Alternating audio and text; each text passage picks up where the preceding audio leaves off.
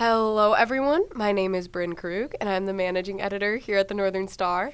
And I'm Sarah Rose. I'm a copy editor. And welcome back to The Trend, a Northern Star pop culture podcast. Each week on The Trend, we talk about a few trending pop culture topics, and then at the end, we rank them from worst to best and decide whether or not they are in or out. Let's get into it. All right, so our first topic for the day is the Riyadh Comedy Festival. Which is something it's new to me. Yeah. So Brynn's going to put me on. So this is a comedy festival, and it's billed as, like, the biggest comedy festival in the world. It's the inaugural one, and it's going to be from September 26th, which is in the past, to October 9th. Oh, okay, it's long. And so the reason why this festival is such a big deal is it is hosted by Saudi Arabia, but it's like for U.S. comedians to participate in. Interesting. So some of the major headliners include like Aziz Ansari, who he was in like Parks and Recreation, Bill Burr, Jimmy Carr, Dave Chappelle, Whitney Cummings, Pete Davidson, Kevin Hart, Gabriel Iglesias, Bobby Lee. It's a big deal. I recognized a bunch of those names. All of these performers are performing, but the reason that people have a problem is because it's pretty unethical, because by agreeing to go to Saudi Arabia and participate in the comedy festival, they're, essentially not condoning, but they're not taking a stand against the government of Saudi Arabia, who is known for doing less than great things. Yeah. Like there was a U.S. journalist named Jamal Khashoggi, and he was like reporting on some of the bad stuff going on in Saudi Arabia. He was murdered, and Saudi officials said that he was killed in a rogue operation by a team of agents who were going to persuade him to return to the kingdom.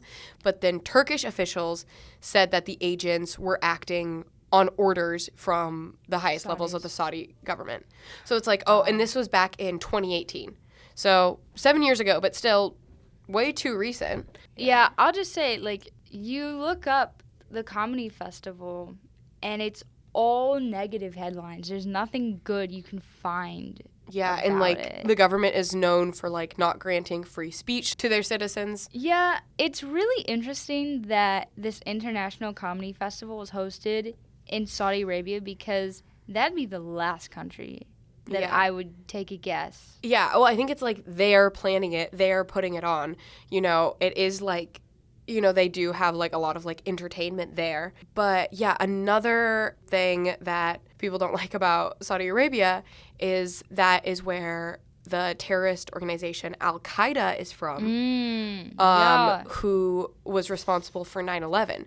So, like, the Saudi Arabian government says that they didn't do 9/11, but it's kind of, like, speculated that they had involvement with that.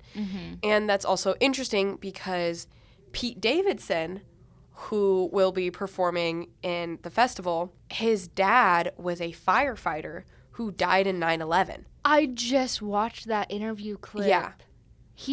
It was on a podcast. I think it was a Theo Von podcast. Yeah, like they've been, like a lot of the comedians have been getting flack, but basically what they're saying is, they're just doing it for the money. Because they are all being paid like an absurd amount of money. But it's also, if it's an absurd amount of money from a corrupt government, where did that money come from? Yeah. And oh my God. Like I saw a TikTok that was like, if like there's an amount of money that becomes suspicious. Like if you see a $20 bill on the ground, oh my gosh, it's a great day. If you find a bag on the ground with $1 million cash, you're gonna say, I don't want to touch this. Like something bad could happen. That kind of money is suspicious, and I think I don't remember which person it was on the lineup, but I think someone even said, like, they initially denied it and said, like, I don't want to be in this festival, and they doubled, like, the amount of money they were offering. So it's like all of these people are just, again, by participating in this, they're supporting an unethical government that has a lot of kind of egregious human rights violations. Yeah. And not only are they supporting them, but it's like they're taking all that money from them. And the other thing is, these people, it's not like they need the money. No, they're I'm sure rich. I'm sure there are some people on this list who probably, could use it more than others. But like Pete Davidson, like even though everyone always wants more of it, like he is successful enough in his own right that he does not need this money. Yeah. He can do other ventures and make lots of money. It's literally just greed, and they're just selling out. They're saying like, I don't care about my image. I don't care about how my fans will feel about this. I don't care about, what's happening to the people of Saudi Arabia. Yeah. Like, I only care about getting this bag. Yeah, that's what it shows. And it's interesting that they're performing in a country that restricts freedom of speech so much because, these stand-up comedians, if you've ever listened to them, they say whatever they want, and it's funny. They make jokes. They probably have made jokes about Saudi Arabia. So it's interesting that this would be held there, and then Saudi Arabia would be okay with it. Because I doubt they're being like, hand me a script of what you're going to say, and we're going to dock anything that we don't like. Yeah, and Bill Burr. Bill Burr. But he said people are like, that they're, quote, just like us, unquote, like wanting live comedy. Oh, so this is a quote from him that he said to The Hollywood Reporter. It was great to experience that part of the world and to be a part of the first comedy festival over there in Saudi Arabia. The royals loved the show. Everyone was happy. The people that were doing the festival were thrilled. The comedians that I've been talking to are saying, dude, you can feel the audience wanted it. They want to see real stand-up comedy. It was a mind-blowing experience. Definitely top 3 experiences I've had. I think it's going to lead to a lot of positive things. But yeah, he literally said they're performing for the royals. Yeah. They're performing for the people who are responsible for doing these things. And it's the rich, the upper class. Yeah, because it's like, even if, like, yes, obviously, the citizens want comedy, and not every person in attendance is guilty of something. You know what I mean? It's not like the whole government reflects on them, but it's like by participating in this, you are saying, even though you do these things, I can turn a blind eye. Which is, like, shouldn't be the case, because that's, again, like, if you let that slide, would someone say, oh, yeah, it's World War II, but I'm just going to perform a concert in Germany. You know what I mean? Like, obviously, I mean, it's not the same, but it's, like, you can't just separate. To that degree. Yeah, you can't just separate a country from its crimes if you're going to be, like, supporting it in that way. So, I don't know. And then Shane Gillis, he's kind of talked about it, and he was offered a slot on the roster and declined it and said that it was like an absurdly large amount of money. But yeah, and he's not even, again, like, it's not like his persona is being some activist, that's not even who he builds himself up to be. It's like, no, he's taking a stand because he has his personal morals. So right, yeah. And people like people like Zach Woods, who plays Gabe in The Office. He, like, made a TikTok, like, talking about it, again, being like, yeah, why are people doing this? Yeah, so, like, the comedians who aren't involved are speaking up against it. But, yeah, it's just, them. I think it's, like, again, I understand the appeal of money, but this is also people who already are probably millionaires accepting this money. Like, it's not like they need it. It's not like it's going to change their lives. Yeah. So, I don't know. I think that morals should come over a quick check. Absolutely. Especially because, like, it is, again, like, the backlash in the U.S. is pretty intense. So it's probably, it might have a negative financial impact on them in the long run if they lose popularity. I know. Yeah. I was going to say, like, with Pete Davidson, like, I'm a fan of him, and, like, I'm not being like, well, his dad died in 9/11, he can't do this. Like, again, like, that's his situation. I'm not going to say, like, how he should feel about that directly. But it's, like, the fact that he literally said, oh, well, I don't care about what the government did. Like, who cares about that? It was for the money. Like, it just shows you, it's like, okay, well, then you do anything for a check. Right. Which is like, no, that's not how you should be. It's such bad character. And also, I wonder if the comedians who are still going to be performing are going to do anything with that platform there. Yeah, definitely not. I feel like if they made any controversial jokes. I know, because our comedians poke fun at the American government, and, like, God, how lucky are we to have that freedom and not get executed for it? Mm-hmm. But if you go over there and joke about the host, Saudi Arabia, what's going to happen? So it's bizarre, and it also, like, I am going to look at these people differently. Because that's insane. I had no idea this was going on. Oh, this is actually interesting. So, like, again, the comedians were transparent about, like, oh, yeah, I'm ignoring my morals to do this. Then Tim Dillon in a podcast, so he was originally on the festival, and he made a joke and said, so what, they have slaves. And that led to him getting fired from the festival, though. Whoa. So he's no longer on it. What Pete Davidson said on Theo Von's podcast, he said, quote, they're paying me enough money to look the other way. And then I just know I get the routing, and then I see the number, and I go, I'll go, end quote. Which he was joking about, of course, I assume. Well, I mean, no, but he's being real, but he said it. Yeah, like, he's joking, but he's like, oh, yeah, I mean, they're paying me enough money, like, I don't care about the moral convictions. Like, okay, well, go show your opinion on morality. Literally. Like, So, yeah, I have been a Pete Davidson fan, but I think, yeah, this makes me think way less of him. I never really liked him. When Ariana started dating him, I honestly thought that man was like a witch or something. Because, he was cursing people. Yeah, but dated Kim K, too. Yeah, also, I'm not into the comedy world a lot. Like, I just learned who Dave Chappelle is. Obviously, I know Kevin Hart, I know Bobby Lee, I know Theo Von, I know Pete Davidson.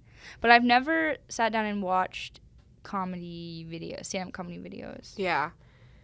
Yeah, I mean, I feel like I watch, like, clips. Like, I see so many, like, clips and then also, like, podcast clips on, like, TikTok. Like, I've never sought out watching anything from Shane Gillis, but I'm like, I feel like I've seen so much. Same. But yeah, so disappointing coming from them, but incredibly. Yeah, it's gonna be interesting to see, like, in the aftermath if it does affect their careers. Yeah. Mm-hmm. But all right, so our next topic is more lighthearted. Yes, very cute. And it's of a trending dance on TikTok. It's a tortoise and hare race. Mm. And it's a bunch of children in China who are performing it at Beijing's Mengqi Arts Center. The choreographer was Cao Lei, and this was the 19th Beijing dance competition. And it won first place, but it's going viral because the children are dressed up as little hares, and they're doing these, like, incredibly hard moves, which involves a lot of body control, but it's just so addicting, and the music is so hypnotizing. Yeah, it's like, wait, I'll sing it for it goes like, doo-doo, doo-doo. It's like just this little, like, electronic thing. Okay, yeah, the tortoise and the hare is, one of Aesop's fables, and so it's like, oh, do you, like, slow and steady wins the race versus, speeding through it. In the original story, like, the hare falls asleep, so he doesn't make it in time. But so it's like the dance is like a race between these two. So, like, it starts off with there's like a stoplight, and then, like, goes green, and the rabbits all, like, run across. But yeah, so the way that it is like the kids, like, have, like, bunny ears, and they're on all fours, mm-hmm. like, jumping, like, putting their weight on their hands while, like, kicking their feet in the air. Like a burpee. Yeah, and then, like, yeah, they do have, like, one rabbit will, like, jump up in the air, like, that part of a burpee. And so, like, but they're, like, far away, and there's, like, a lot, probably, like, 10 rabbits or something. Yeah. So from a distance, it's, like, they actually look like rabbits. They do. Like, the way that they're moving is so impressive. It's so realistic, and it's also, like, guys, watch the video, get on the ground, yes. Try this now. Like, it's very strenuous. Like, you have to have so much upper arm strength. And then the turtles also, they have, like, shells on their backs. And how they walk is they, like, have all their weight supported on their arms and are, like, walking with their arms while their feet are dragging. And then they also have a portion where they're, like, leaned back like a crab walk. Yeah. Which is also, like, a very, like, everyone remembers doing it in PE. Yeah, crab walks from gym class.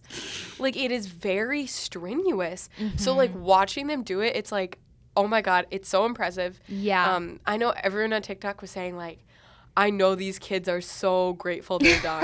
Like, I would be so tired. I think it's an amazing physical feat. I saw a video that was like, tortoise and hare, like, workout video. Yep. Because it's like, it's genuinely like, it's a workout. But yeah, anyway, yeah, it was just like with how many people there were, and then they were just so talented. Like, it's mesmerizing. You should go watch it. But yeah, it's just becoming like a funny a little lighthearted TikTok trend. Just like seeing all the clips. And it's so cute for a little children's dance. Yeah, it's like, you know, they're doing it differently in China because I don't know. In the U.S., we do not have people as talented as that. I was a dancer when I was a kid, but I do not think I could have done that. That's crazy. And people are saying it reminds them of watching the baby fruit sensory videos. Literally, it's like Cocomelon. Yes, Cocomelon. So it's so cute, you guys. All right, and then our last topic, another controversy. So the brand Baggu recently did an, air quotes, collab with Bart. And Bart, dude, when I first saw people talking about this, I did not know who Bart was. And I was like, neither. What is, like, it took me so long to figure out what Bart stood for. But it stands for Bay Area Rapid Transit. Which is in San Francisco, right? So this is just BART is like the, you know, transit train system within San Francisco. And they have been, you know, open about how they are not doing well financially. So they haven't been, you know, they could use some money. But anyway, Baggu is a bag brand. Oh, yeah. I was going to say not high end, but like if you go to their page, they sell like pretty nice, good quality bags of all different types. Yeah, so they're not, it's not like high end, but I feel like it's high end in not like a luxury way, but it is like trendy, like very artsy kind of. Like, you know, they sell them at Urban Outfitters. Yes. And they have like a lot of interesting designs too. I feel like they're the wildflower cases of bags. Oh, yes. I do love wildflower cases. That wasn't with all the negative stuff I'm about to say about Baggu. This is not a diss on wildflower. But like another kind of, you know, area of their market kind of is aimed towards sustainability, where like they have like reusable bags with like a bunch of cool prints. Yeah. So it's like the brand is kind of like, oh yeah, we're sustainable. And yet they're releasing, you know, so many different variations, variations of the same pattern for this bag. So then it's like, oh, well, it's actually not sustainable because if you're releasing so much, that's leading to overconsumption from the purchasers. So it's like, I don't really think that, like, I feel like they're kind of marketed as sustainable, but I don't think they are. No. But anyway, so they did this, like, collab with Bart where they weren't, like, actually selling the stuff, but they had a hat and a water bottle with Bart's logo on it that were, like, they had, like, this pop-up thing, and it was like, I think it was like, spend X amount of money, get this free hat, like, that type of thing. Like, it was more of a free edition. Yeah. But Bart did a TikTok talking about this was not a collab. They were never informed that this was happening. They knew that Baggu was using their logo when they see people posting, Bart X Baggu collab. Like, they made a TikTok on their page where they, like, went up to people online, like, interviewing them. It was like, do you like this Bart X Baggu collab? Yeah, what if I told you this isn't a collab? Bart is not, you know, a part of this. So it's like, yeah, they're using, Baggu is using Bart's logo and Bart's branding to have financial gain for their company and not crazy. compensating them at all.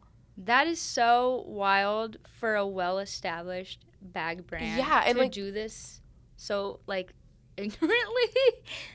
Yeah, and, like, Baggu has had, like, a controversy before where there was, like, this one specific camo print that they used that they, like, stole from a smaller artist. So it, like, has been a controversy that they faced. But, yeah, it's like, if they would have just asked Bart, hey, let's do a collab, Bart would have said yes. Yeah. And, again, like, they are struggling financially and could have used this money. And also it's like public transport is so important. I would love for my funds to go to public transport. Yes. Like, that's a super useful thing. Again, like, so it's just, and it's more sustainable than having cars everywhere. Yeah. So if Baggu was really a sustainable brand, it's like, that's why there you go, people. It makes sense for them to, you know, collab with them. But it wasn't a collab. I always wonder what goes on. Like, how do they arrive to that decision? Because do you know how many people there has to be to approve of this pop-up event and those designs? And not one of them was smart enough to be like, this is illegal. Yeah. And it's like, yeah, logos are literally trademarked. Like, yeah, I remember, so Brynn sent me a TikTok, and I was looking for a Bart Simpson on the water bottle because that's the first thing that came in my mind.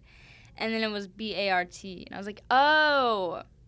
But it's so funny because the woman who was, like, interviewing the people in San Fran who were at the pop-up event, it was so funny because it's such a good way to call Baggu out. And that video got, like, tons of views, tons of likes. And I know they also made a Facebook post to it, or they responded to a Facebook comment.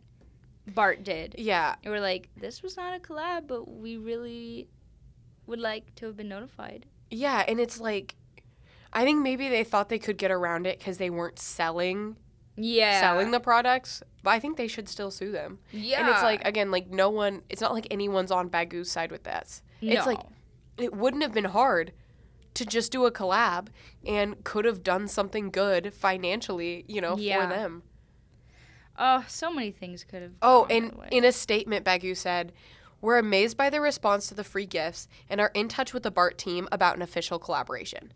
So it's like, I think now they're going to 100% backpedal and, you know, try to do a collab with Bart. But it's too late. Like, you are not doing this because you want to. You're doing this because you have to, because you got caught. I know. It's the fact that we're so amazed.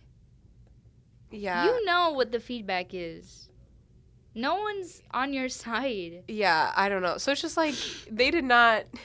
That's just weird because it's like, why would you do that? I know. Just compensate them. Like, that's how business works. I know. Yeah. But anyway, those are our topics. Let's get into ranking. I'm going to say last and out is the Riyadh Comedy Festival. Yeah. For obvious reasons, like, again, morals are more important than money, at least to me. So, second place, also out, Bart x Baggu. Justice for Bart. Like, they literally could have just compensated them. Like, they could have just reached out and said, let's do a collab. And, like, if it wasn't even, like, it's not like they're selling the items. They were free gifts. Yeah. They didn't even, it's not like they had to pay them, like, an absorbent amount. It could have just been, like, a little amount, which they would make back with this promotion. Yeah. And which would be helpful to Bart. And then number one, the turtle and rabbit dance. So good. Those kids are so talented. I'm sure they're grateful that it's over and they can rest now. But yes. Again, we need... Let's have more amazing dances more like creativity. that. Because that was awesome and creative. I know. And that's how dance should be. Yes. But anyway, thank you guys so much for listening and or watching. We will see you next week. Bye. Bye.